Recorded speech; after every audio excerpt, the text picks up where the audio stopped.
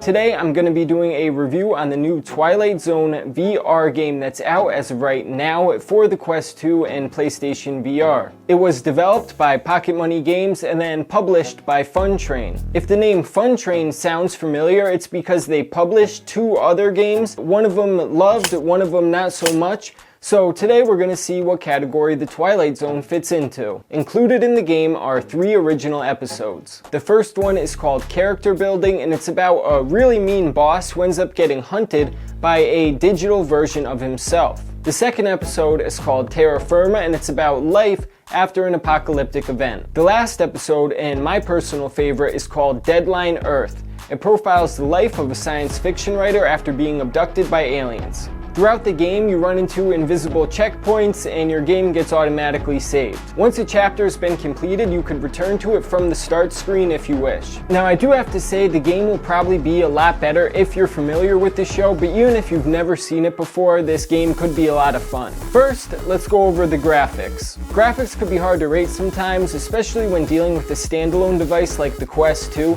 I noticed that a lot of the environments looked great, but then certain assets within those environments were a lower quality. Overall, I was very happy though, so I'm going to give it a 4 out of 5.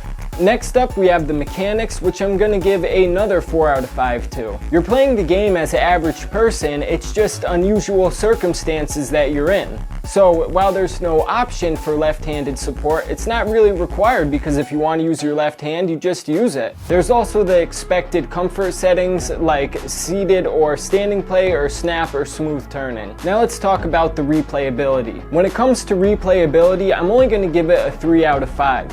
The thing about the Twilight Zone is what makes it so enjoyable is there's so many mysteries and twists and turns, and once you completed the game, you don't really have that same feeling you get the first time playing it because you know what's going to happen. Next, let's talk about the difficulty, which I give it a 4 out of 5. The reason it's a 4 out of 5 is because there's no setting to turn it up or down. And while the game was the perfect difficulty level for myself, for other people it might be too easy or too challenging.